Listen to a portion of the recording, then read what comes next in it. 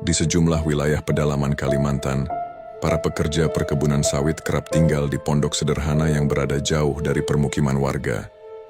Salah satu kisah yang beredar berasal dari area hutan di sekitar Tewang Rangkang, tepatnya di Kecamatan Tewang Sangalang Garing, wilayah yang masih didominasi hutan sekunder dan aksesnya terbatas.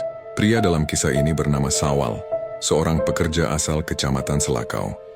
Ia bekerja sebagai buruh panen sawit dan tinggal di pondok kayu bersama beberapa rekannya. Di antara mereka, Sawal adalah satu-satunya yang beragama Islam. Ketika memasuki libur Natal, hampir seluruh pekerja memilih pulang ke kampung halaman masing-masing, meninggalkan pondok dalam keadaan kosong. Sawal memutuskan tetap tinggal. Selain tidak merayakan, ia juga bertanggung jawab menjaga peralatan kerja dan hasil panen.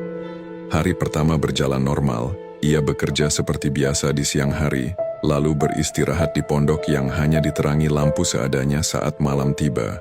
Namun suasana mulai berubah memasuki malam kedua. Ia mengaku mendengar suara langkah kaki di sekitar pondok, seperti seseorang berjalan mengelilingi bangunan.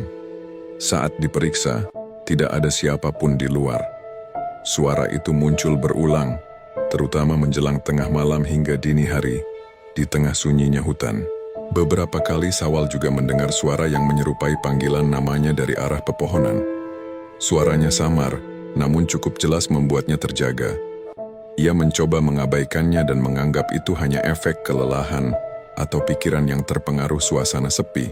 Puncaknya terjadi pada suatu malam ketika ia terbangun dan merasa tidak sendirian di dalam pondok. Dalam cahaya redup, ia melihat bayangan gelap berdiri di sudut ruangan. Sosok itu diam, tidak bergerak, tetapi kehadirannya terasa nyata. Saat ia berusaha menyalakan lampu lebih terang, bayangan tersebut perlahan menghilang tanpa jejak. Dalam kondisi terisolasi seperti itu, tekanan mental memang bisa meningkat. Kesunyian hutan, minimnya penerangan, dan tidak adanya interaksi sosial dapat memicu rasa cemas berlebihan, bahkan halusinasi ringan.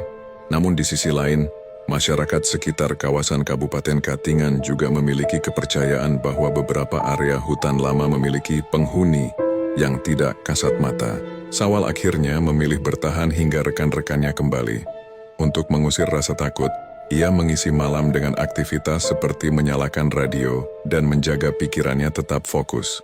Menariknya, setelah pondok kembali ramai, gangguan yang ia alami tidak pernah muncul lagi.